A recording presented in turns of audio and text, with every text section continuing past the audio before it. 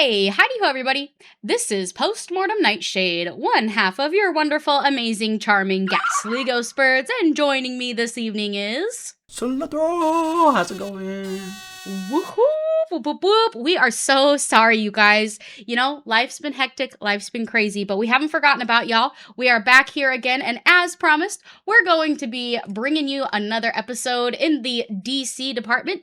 Except if you haven't been caught up, or since we've been gone a while, we are actually moving out of our DC animated phase and into our live action DC Universe phase. So we have got part one of many coming up for y'all here. So, Slothro, do you want to fill them in on what movies we'll be talking about today? Yes, so the movies we got going on today are Batman from 1989. We've got Batman Returns, Batman Begins, and The Dark Knight. So a lot of Batman will be going on today.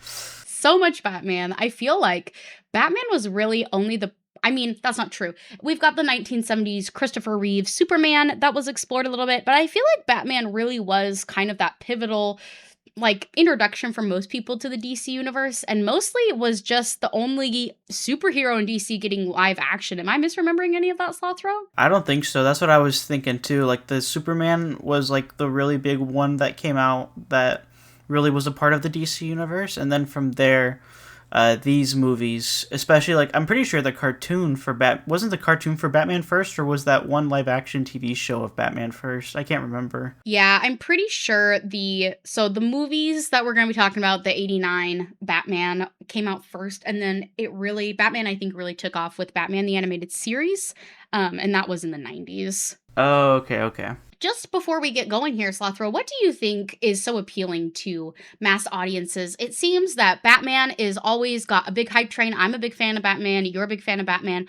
What do you think is so appealing to general audiences about this particular character? I think initially for new people, it kind of gives a little bit of underdog energy when you're seeing it, which is totally understandable. I mean, it's a guy who's like human. He's very human. He's not got like any sort of superpowers, and he's going out of his way to go and try to help people. But he's not like a simple like one-off character. He's got a lot of depth and complexities to him, as well as all the villains and characters he interacts with. So it's very much kind of got like a noir detective vibe, while also having a bunch of like these intricately like woven stories that usually have a lot of like lessons that kind of get you to scratch your head or think about it a little bit.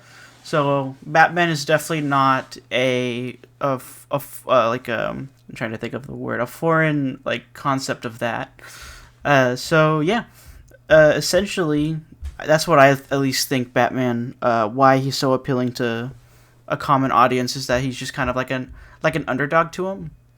But Yeah, it's the character of Batman, and I agree with you there. I think his popularity is so interesting because Batman is, you know, you were mentioning how he's the underdog, and it's really interesting because Batman is not your how would I say this? Your common man, your everyday Joe. He comes from a very wealthy background, a very privileged background, a very politically advantageous background. So it's very interesting to watch. There's a movie in here, Batman Begins, we're going to talk about that I think really hit on those feelings for people that allowed them to connect with him, even though his background is so unlike anything most people experience. I think there is that element there of just understanding and having emotional connection to another human being. Obviously, I think Batman's origin of his loss of his parents in Crime Alley is probably one of the most famous, I would say, just pop culture zeitgeist things in general. I think most people could tell you how Batman became Batman, which I think is it's just a testament to how the character has touched so many generations and has really transcended time, really, and people, and so many different people connect with him for so many different reasons. And so yeah, I agree with you. I think it's really interesting. I think, like you said, the layers, as usual. I always say a hero is only as good as their villains. It really helps. I think that Batman's got a great catalog, and Batman uses a lot of different things. Like you said, he's a detective.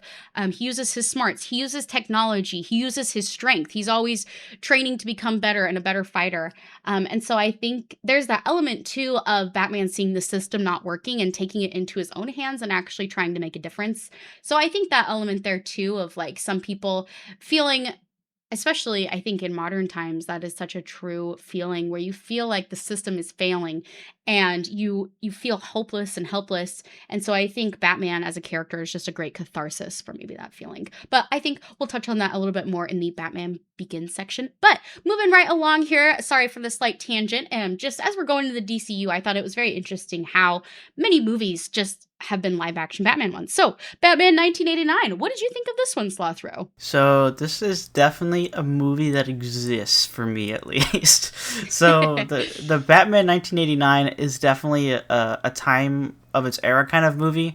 I feel like that's where they were trying to figure out kind of what Batman can do or what he could be, because a lot of, for me personally, one of the big things that he is against in later iterations of him is against the use of firearms and basically trying to use any method that's not lethal force or like deadly force. But in this movie, that's kind of out the window. Yeah. He throws people down ledges. The Joker dies in this movie from falling. And Batman in general, just he has guns on half of the stuff he flies.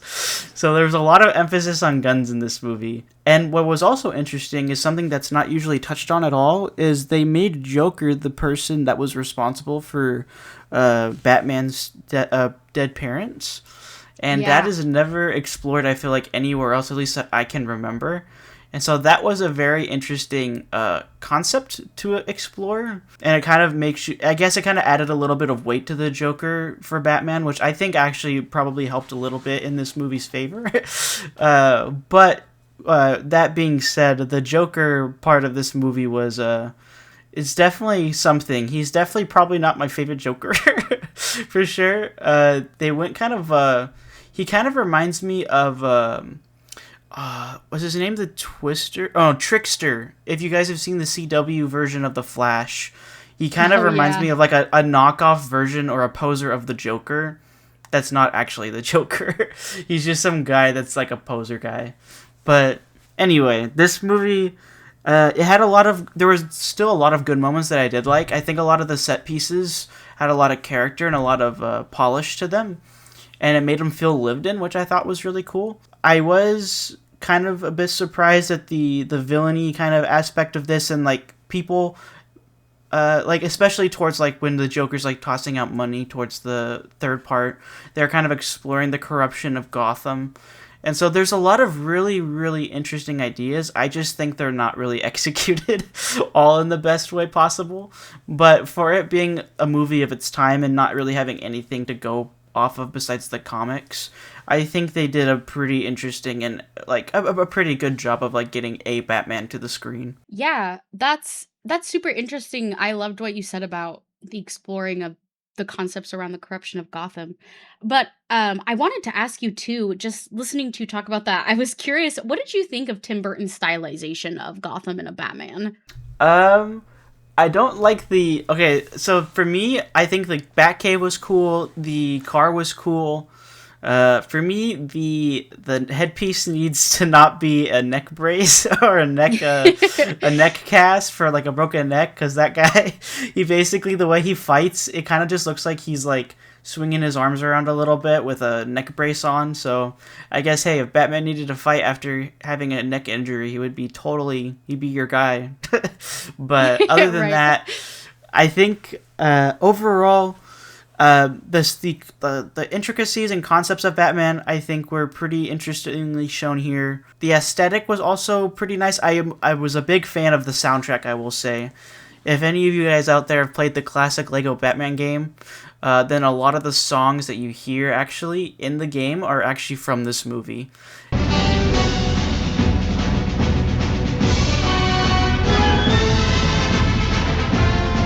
And so for me, it was a bit nostalgic getting to see the intro scene with the logo and hearing that theme song of Batman. So I definitely think that there were some really cool versions of or aspects of visually for Batman, but there was also some like the Joker, for example, when he's in the art museum. It's a little bit funky. He really loved, I guess, to paint over his face a lot for some reason in this movie. And as well, just Batman sometimes, I guess he was kind of angsty, but also not at the same time. There is just a lot of weird. There's a lot of weird moments with Bruce Wayne and Batman, but there were some parts that I did enjoy just because for me it was a bit nostalgic. Yeah, nostalgia is a great way to put that. I think that the nostalgia of these Batman movies, even though I personally didn't grow up watching these movies, I watched them for the first time as an adult. I realized just how much my nostalgia about Batman was like origins from these movies. Like the theme song of Batman is from, I mean, it's carried on, and some movies have like varied and like gone away from that or done something different, but I think most people recognize the Tim Burton theme song as being the definitive Batman theme. I think it's a great song. Like Slothro said, played the Lego Batman games, didn't realize it was from this movie. It's phenomenal. It's a great soundtrack. I do think that Tim Burton's affinity for the gothic, if you will, and the dark and the moody and the macabre and the weird was a really great intro or a great pick for this first Batman movie, just because Gotham is so moody and dark. And I think Tim Burton really added to that drabby feeling or mopey feeling that I associate with Gotham City. So I really enjoyed that. I love the line, "Have you ever danced with the devil in the pale moonlight?" Great line from Jack Nicholson's Joker. And I agree with Slothro. I think it is much more, I don't know if compelling. I think there's different versions of the Joker, and to some degree I find them all compelling. I like this idea that Joker was the original criminal to kill Bruce Wayne's parents. I think that is an added layer. I think that makes it really interesting. This I have a real bone to pick. This is a me thing. I will probably bring it up many more times. The lack of ability in live action for directors and writers to execute on the balance between casting somebody who can play both Bruce Wayne and Batman seems to be the most difficult challenge ever, because I don't know if there is a movie, and you know what's so frustrating? Everybody's gonna hate me, all right? I'm just gonna get it over with. Throw the tomatoes. I genuinely think that Ben Affleck had one of the best balances of Batman and Bruce Wayne. I know, throw your tomatoes, but I just think his ability to Bruce Wayne is supposed to be charismatic and charming, and you're just supposed to be drawn to him because he's supposed to be as opposite of Batman as possible. And I think that Ben Affleck is the really only person I've seen play Batman that's been actually able to nail that. I think he was able to balance the extreme difference. Do I like what they did with the extreme violence that we see from Ben Affleck's Batman persona? No. But I do really love his ability to play both the charming and handsome Playboy billionaire and the dark, broody Dark Knight. And unfortunately for me, Batman 89, just, that Bruce Wayne, it's just, he's giving kind of awkward. He's not giving charming. He's not giving alluring. He's not giving sexy Playboy billionaire. So I think just like, this was one of those ones where I was like, it just goes in the pile for me of like, just the difficulty of executing on that concept. But comment down below, are there any other performances, live action only, that you think have nailed that dichotomy or that balance between live action, the real Bruce Wayne versus the Batman persona? But yeah, I like this movie. I think it was a good start. I like Jack Nicholson's Joker. He is a little kooky, a little wacky. He seems more edged towards the 1960s Batman TV show than, say, like a more modern Joker we're familiar with. But I still like him. I think he did a great job. And with Slothro, the corruption of greed and that idea in Gotham and just exploring that more, they definitely go into that even more in the sequel to this film. But yeah, overall, I like this movie. Is it my favorite Batman? No. I can understand why it's respected, why it's a classic. It's got a lot of great vibes to it. But for me, I just like it. I enjoy this movie. Alrighty, and moving right along here, Slothro, have you gotten the chance to watch Batman Returns? Or is that just me? I unfortunately have not gotten the chance to watch Batman Returns. That is completely my bad. But I've seen some of the poster art for it, and it looks very unique. It's a very cool looking Batman movie, because I'm pretty sure doesn't it cover Two-Face, I believe, in that movie?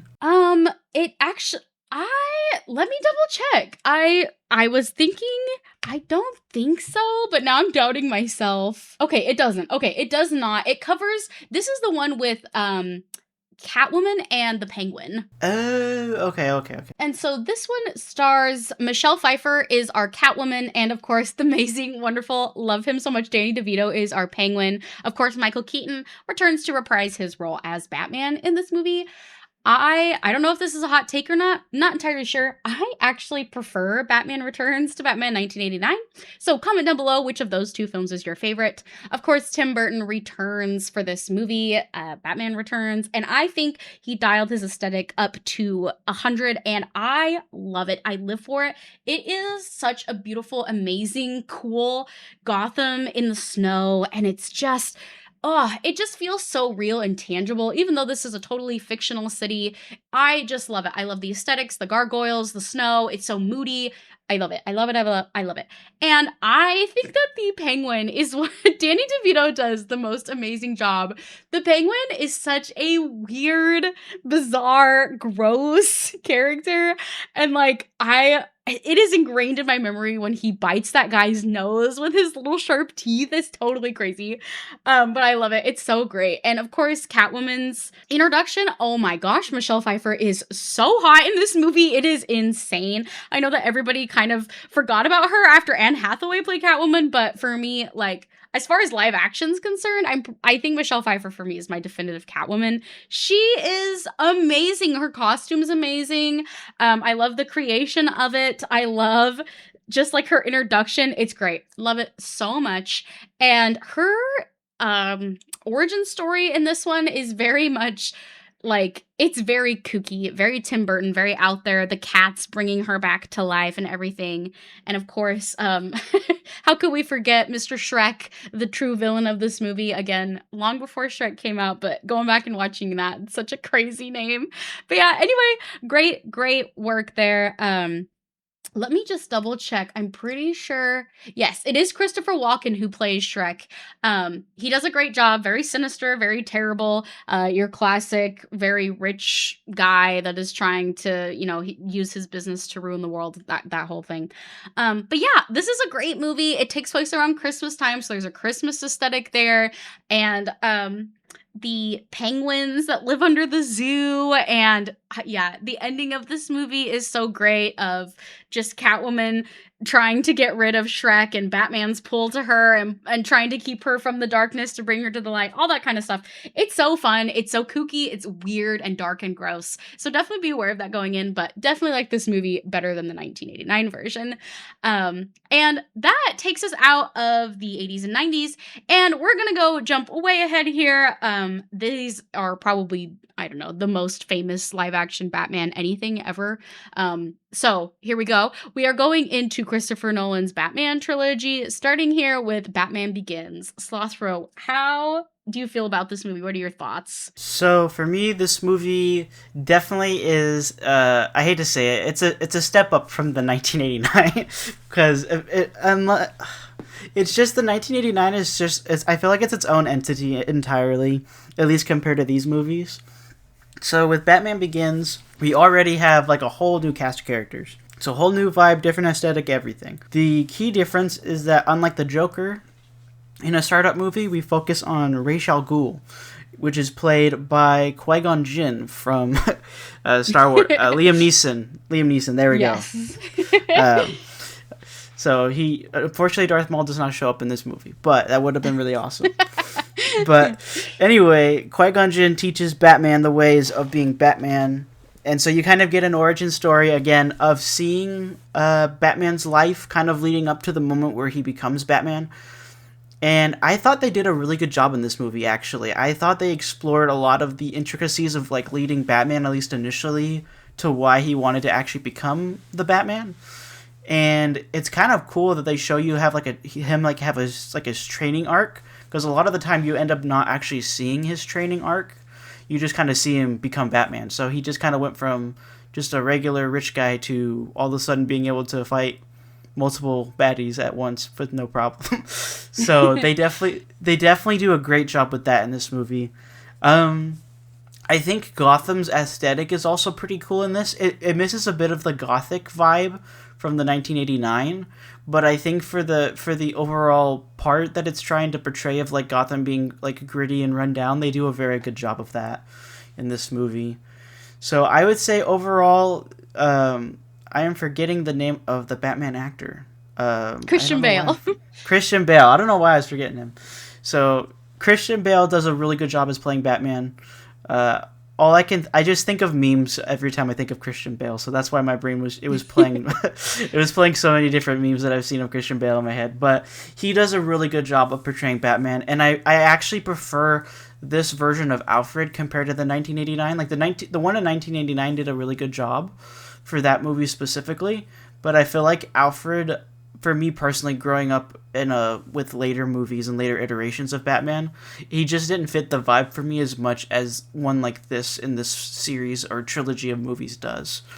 So overall, I definitely enjoy Batman Begins. Probably one of my favorite Batman movies ever, just because it's one of the big ones that kind of got me really into Batman, at least in live action. So, but yeah, what were your thoughts on this movie overall, postmortem? Yeah, I agree with you. I think Michael Caine, that's the actor that plays Alfred. I think he does a phenomenal job.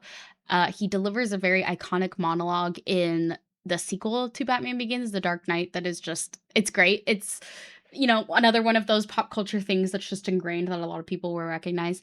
I really, really enjoyed this movie. I think it's really hard to come out swinging so strong because most of the time, I mean, I don't know, I have heard that usually the first is not the strongest in a trilogy, or the second is not the strongest, or the third. Everybody has their thing about, oh, this one in the trilogy is the worst. I think each trilogy is so unique. For example, I love the Fellowship of the Ring a lot more than the Two Towers. I know, not very popular opinion, but that's okay.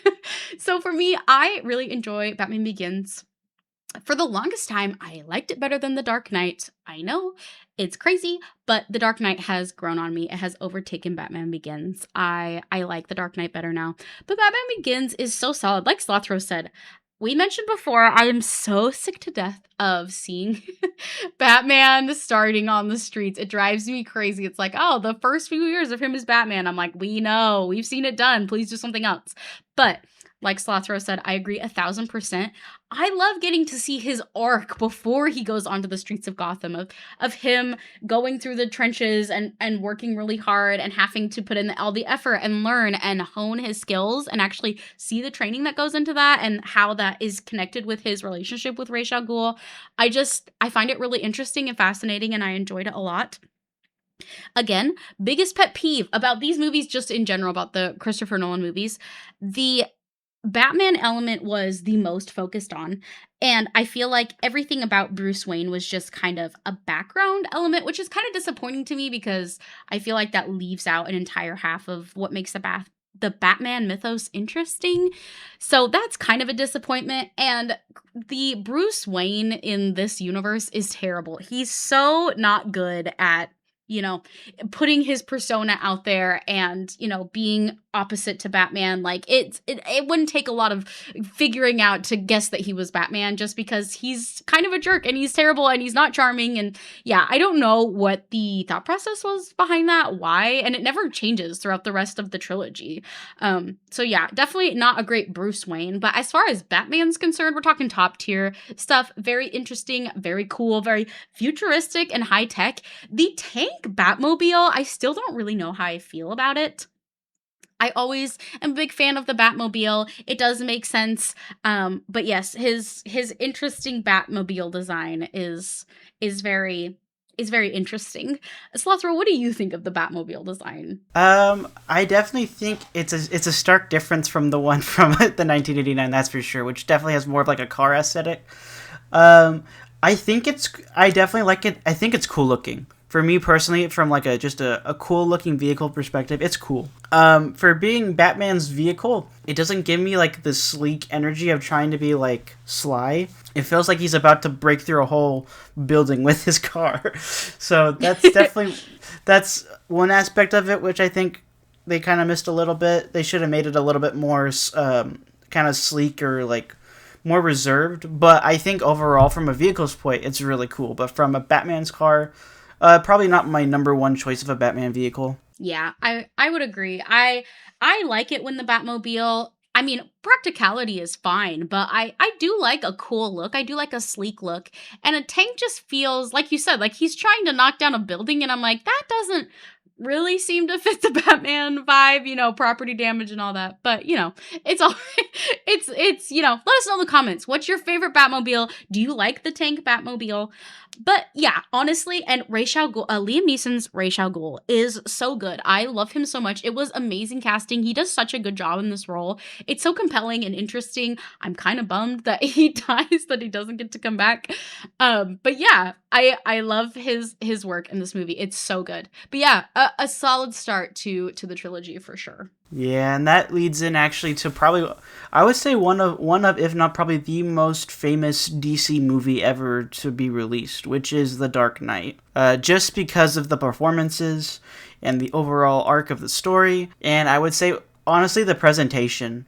So for me personally, this movie is pretty crazy. I definitely think it's definitely more of a Batman vibe than Batman Begins. But for me, Batman Begins, I think, is just more nostalgic for me since it's the one I watched first. But The Dark Knight with the Joker and the performances of Christian Bale, again, he does a phenomenal job. You get to see more of the Batman vehicle, which is crazy. So he does a lot more riding around with that. It kind of actually reminds me if Mr. Incredible's car was like souped up to like a tank with like the thruster Yes. and stuff. I'm like, this is basically if Mr. Incredible was like, I could do whatever I wanted to my car, and he just makes it a tank. But yes, the overall vibe in this movie, it's a lot more. I would say it's a lot more darker than Batman Begins for sure, which that's already got like some dark themes. But this one, especially with the Joker, this is not the 1989 version of the Joker. Let's just say that the one in 1989 was bad, but this one you get a lot more of like it's kind of like a psychological version of the Joker, and I think that's where this really starts to go more that direction in cartoon and the live action version of the movies. But overall, the music in this movie was great. The visuals in this movie are great, and I think overall it's a no brainer. I think everybody who is a big fan of DC should probably watch The Dark Knight for sure. Yeah, I think Sloth Row, given that this is most people's definitive version of the Joker, we of course played by Heath Ledger. May he rest in peace. That was, of course, the most devastating part of this film. Heath Ledger was awarded a Oscar post memoriam after he had passed for this role. Um, I mean, I have heard that it took quite a heavy toll on Heath Ledger. So a very big loss, very, very sad. But knowing that he is most people's definitive version, Slothro, where does he rank on your favorite Jokers? Personally, I felt, yes, of course, respects to the actor as well. I think personally he's not my favorite Joker, which I know is probably a lot of people like, whoa, that's crazy, but he's not the one I initially grew up with. But I think for like being the Joker and like being that chaotic, crazy personality, he definitely, honestly, it's almost like if the Joker was in a Sherlock Holmes show. That's the energy Mm, or vibe I get from this Joker, which I know is not, he's of course not from Sherlock Holmes, but the vibe of the BBC show fits very well with the vibe I got from watching the Joker. So I would say for me, he's probably an A or a B for me. But I would probably lean more towards an A, just because he does a really really really good job, and of course he's a very he's a very notable Joker. yeah. I agree. I think it's hard because for me, when I'm thinking about the different Jokers, it's hard for me to compare because the other Joker that's so definitively in my mind for me is Mark Hamill's Joker. The problem with that is, of course, Mark Hamill plays the animated Joker.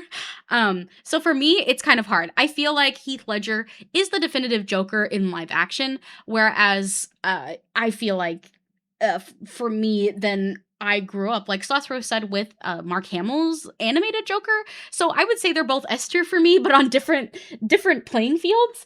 So they're both phenomenal. I think Heath Ledger's work in this movie is really what makes it that he has such a deep, unsettling. It's like Slothro said. It's a war on your psyche. Is basically what the Joker's objective is, and the execution of it is just top tier. I mean, you've got the pencil trick making it disappear, the burning of the money, the pushing of wanting the corruption of Gotham to be exposed, that everybody's as crazy as he is. He changes his origin story all the time. Let's put a smile on that face. Another iconic, amazing line. We've got blowing up the hospital as the nurse, what he does to Harvey Dent, the White Knight. He wants to expose him.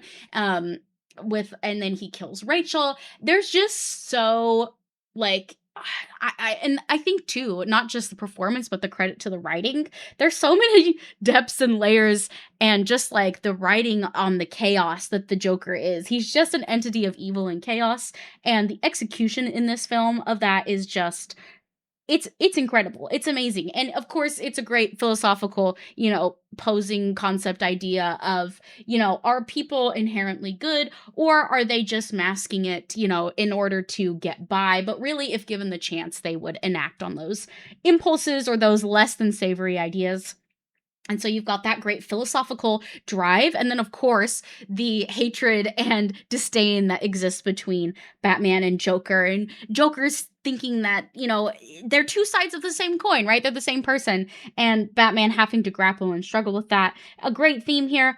I love the Commissioner Gordon in these movies. Let me double check here, you guys. I want to give props to who, yes, Gary Oldman plays James Gordon, does an amazing job in these movies, so good.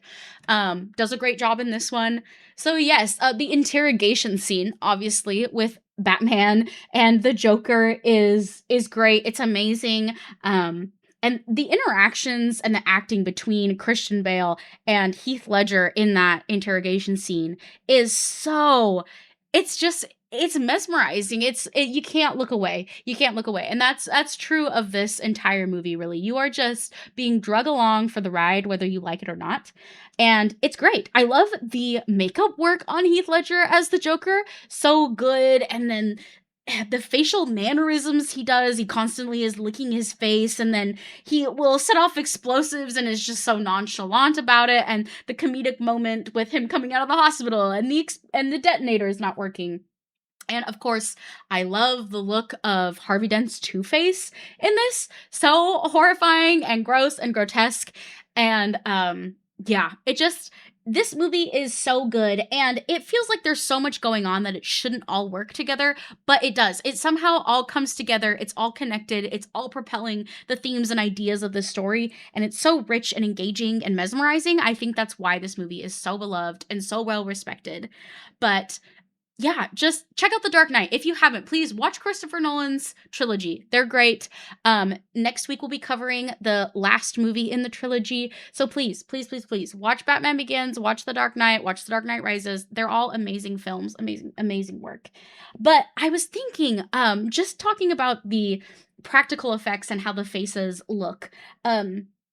In The Dark Knight with the look of the Joker and the look of Two-Face. Slothro, have you gotten the chance to see the new Clayface teaser?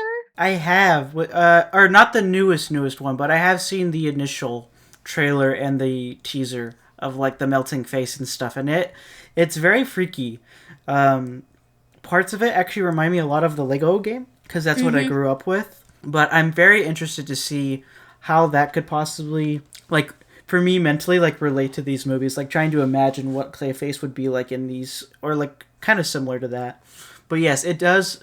If you guys don't know, there's a new Clayface movie coming out, which Clayface has hardly got any sort of, like, I guess, focus on him besides like as like a side, like a really big side character. So for him to get his own movie is kind of crazy. So I'm very interested to see how this goes, for sure. Yeah, me too. I'm really excited. It comes out this October. Mike Flanagan is the director. Oh my gosh, if you have not been introduced or are familiar with Mike Flanagan's work, please check it out. He is an amazing horror director, and it seems that he is bringing that skill set to Clayface into the world of Gotham, which I could not be more excited. And it just reminded me of that because the dark and moody and horrifying looks that they brought to Two-Face and Joker seems to be dialed up to 11 in this new Clayface movie. So I'm really excited, really, really excited for that one to see how it goes. It looks absolutely chilling. But yeah, that is our episode for this week. Slothro, any last thoughts about any of the movies we talked about before we part with our audience? Definitely go check out each of these movies. They all have really good aspects to them that make them, I guess, really, really, for me, I would say, important Batman movies, but definitely they help kind of give you an overall vibe of like who Batman can, like who he is as a character.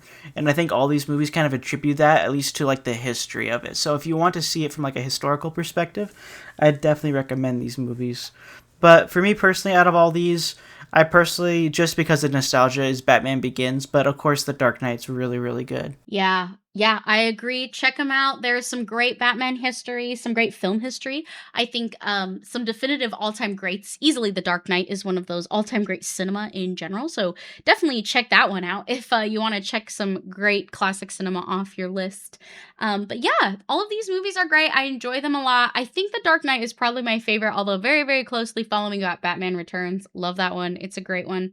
But yeah, that is our episode for this week. We really appreciate you guys coming and joining us. Sorry we have been away for so long, but we are excited to be back and hopefully to get back in that regular schedule. But as always, I love to plug my co-host Slothro. Please go check out his channel. He's been doing some live streams as well as his traditional video game content, the demo content. So please go check him out, give him a follow, check him out when he's live.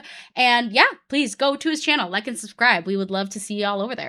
Yeah, of course, thank you. And of course, definitely check out Postmortem Nightshade. Her movie reviews are super awesome. She's actually gotten the chance to do a lot of movie reviews on the films that have been in this week. So one of my favorites actually is the Passenger review, and as well as the Obsession review. So if you guys are very interested in like the horror genres, definitely go check out her reviews on those. But yeah, thank you guys so much for joining in on this episode. We really love to have all you guys listening in. Yeah, thank you guys so much. Please don't forget to like and subscribe, and we will see y'all very soon. Bye! Bye!